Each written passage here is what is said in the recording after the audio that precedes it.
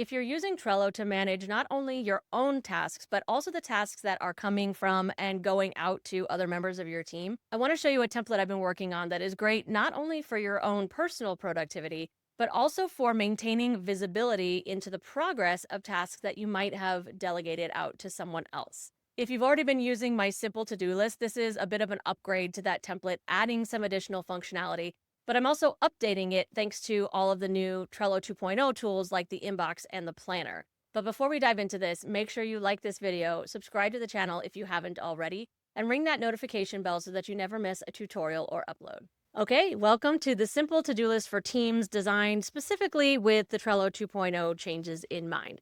So I want to start by just kind of taking you through each of the lists so that you understand what their intended purpose is. But as with all of my templates and all the tutorials I do, these can all be customized to work and think the way that you do.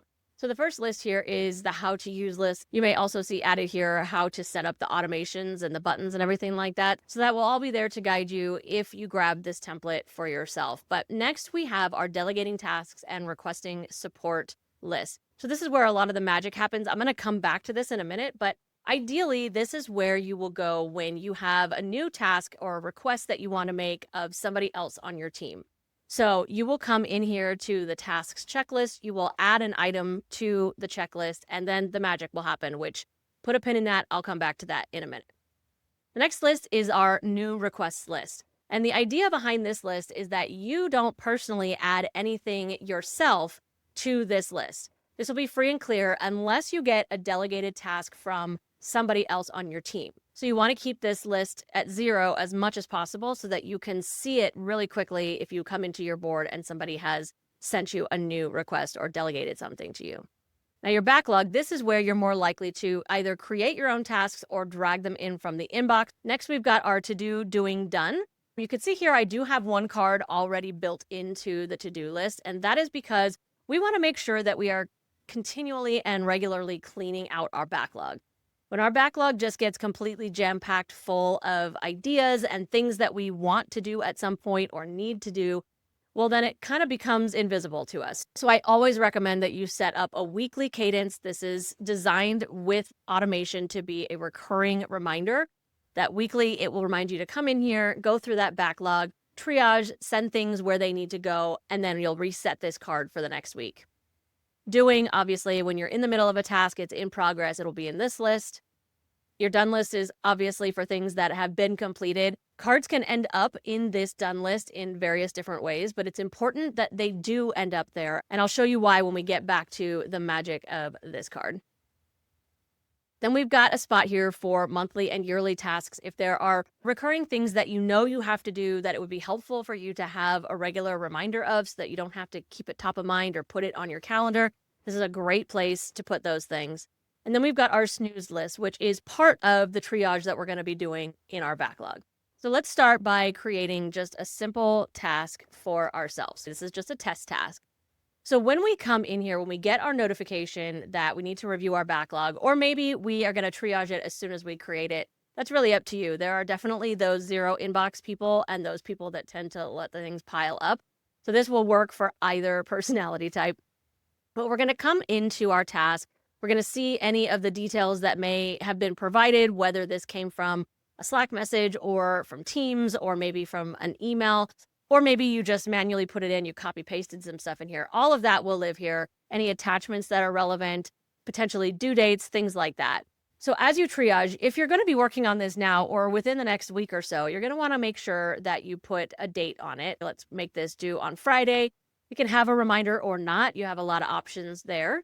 And we're going to go ahead and hit save. Now, if this is a task that I'm going to start working on like right away or this week, I'm going to go ahead and move it into my to-do list. Now, let's say that there's a task that we'd already started working on, but it's just now making it to our board for whatever reason we forgot, or it's something that already existed, but we're just now building out a board like this. So same thing, we can just move this straight into the doing column. We can add a date to it, and say, hey, this is actually going to be due tomorrow, and I've been working on it, all that good stuff. And when your task is complete, you can either drag your card over to the done list like you might be used to doing, or you can simply mark it complete and it will automatically move itself over to the done list because of the automation that's set up in the background. It's important to note that a lot of the functionality I'm talking about won't work until you set up your automation, okay? That's why that's going to be included here on the how to use list. So that way you'll know exactly how to set up all of the automation that I am showing you is happening in this board, okay? So now I want to talk about a task that we are just not going to do right now. We just don't have time.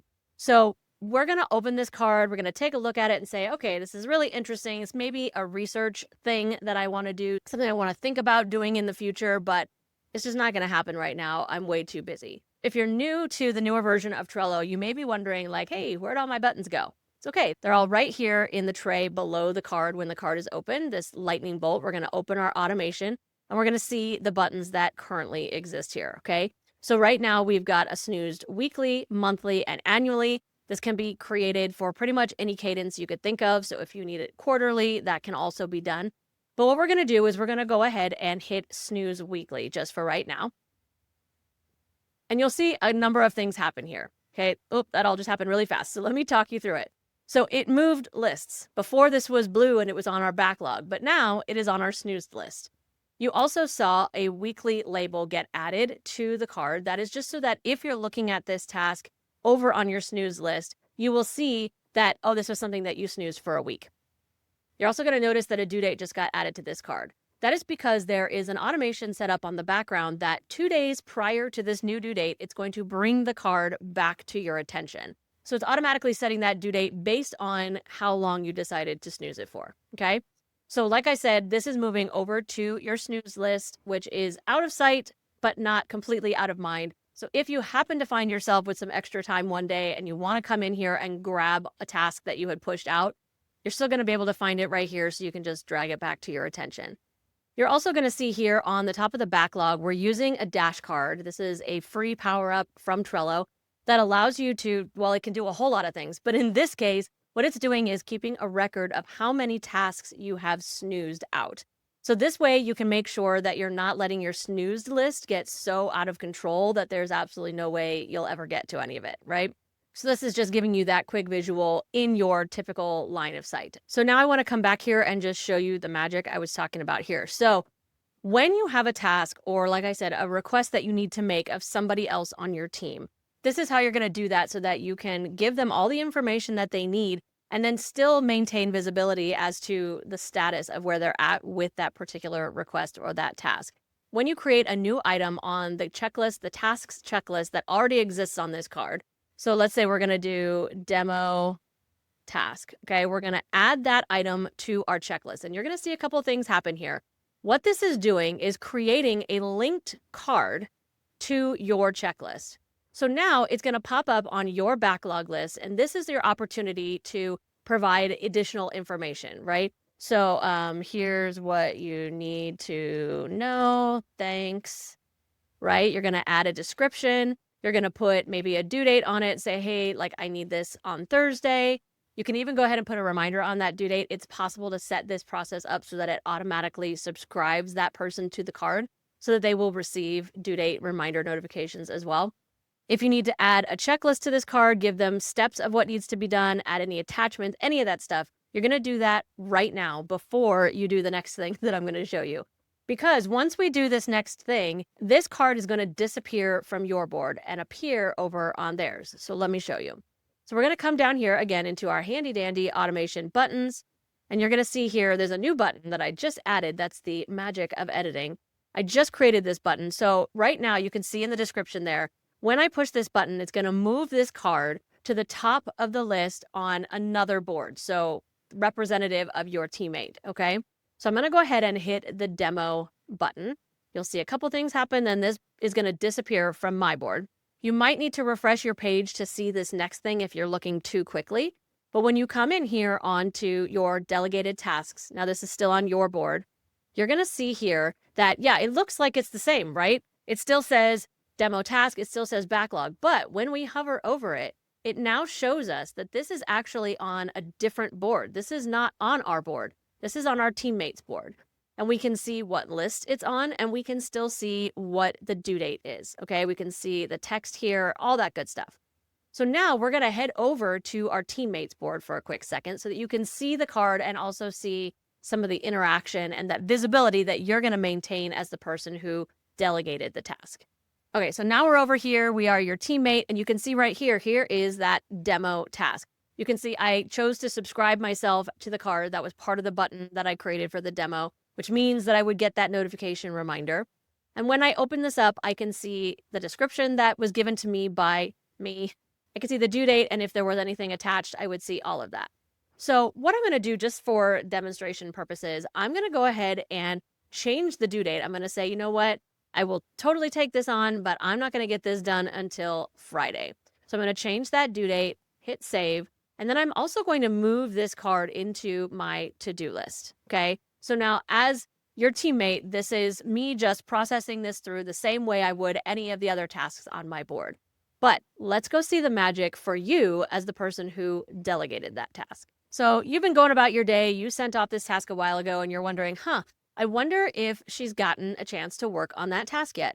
So you're going to come in here to your delegated tasks list. You're going to open that card and you're going to look at that item and you're going to see, oh, okay, it moved into her to-do list. Oh, but she also pushed the due date out. So I now know without need for a meeting, without need for an email, exactly what the status is of this task. But wait, there's more. So let's go back over to our other lists real quick.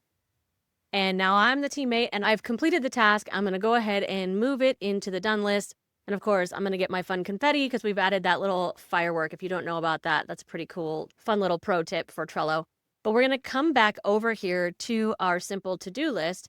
And while we were talking about confetti, this got checked off on the other board. So now as the person who delegated the task, I can see that my task was completed without even having to go into the card yet, okay? That is the magic and the power of just a simple set of automation workflows for Trello. So if you want to give this template a try, I'm going to drop a link in the description so that you can go ahead and grab it for yourself.